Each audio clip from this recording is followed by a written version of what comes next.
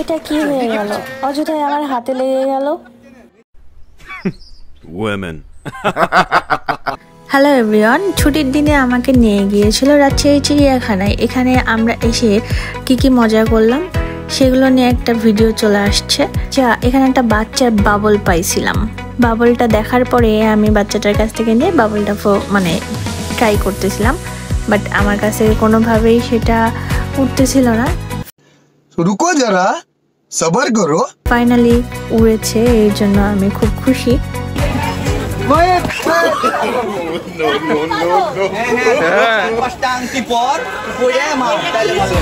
দুঃখের বিষয়ে boxing practice করতে যে আমার হাতে তো লাগছে মাত্র 366 কি 62 উঠাইতে পারছিলাম। খুবই দুঃখজনক আমার জন্য।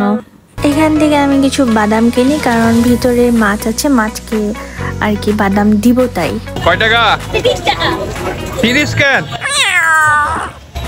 20 টাকা লে। তুই কে যে মাছকে খাওয়াবি নাকি? না। তো এই তো টিকিট কেটে আমি বাইরে অপেক্ষা করছিলাম এবং সবাই মিলে আমরা ভিতরে চলে আসছি। এবং আজকে শুক্রবার সেহেতু অনেক ভিড় ছিল।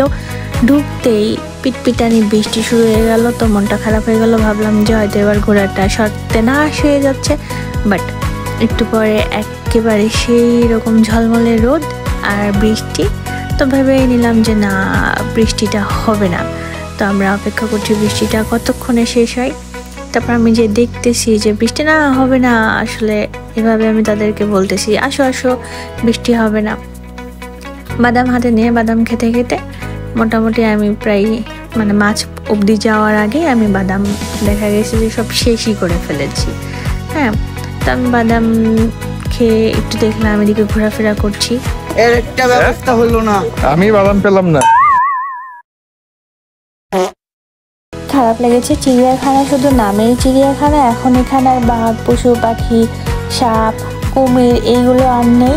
হ্যাঁ, আগে এগুলো খুব ছিল, অনেক ছিল, আমরা আসতাম, মজা পেতাম। এখন বাচ্চা কাচ্চা এসে আসলে তেমন ফিল্টার পায় না। এখানে অনেক সুন্দর বসার স্পেস করে দিয়েছে, হাঁটার স্পেস আছে, এত পরিমাণে সবুজ শ্যামল যে বুক ভরে নিঃশ্বাস নিতে পারবো। বাট বাচ্চা কাচ্চা যে এন্টারটেইন হবে, সেই এন্টারটেইন হওয়ার মতো এখানে কোনো অপশন নাই। কারণ চিড়িয়াখানায় কোন ধরনের পশু পাখি নাই, শুধু মানুষ আর মানুষ। তবে পরিবেশ অনেক উন্নত হয়েছে, অনেক সুন্দর হয়েছে। এখানে সবাই এসে একটা কোয়ালিটি টাইম স্পেন্ড করতে পারবে, পিকনিক করতে পারবে, পিকনিক স্পটও আছে। ভালোই, বেশ ভালোই আছে। সুন্দর লাগছে। চলো ওদিকটা দেখি। চলো আসো।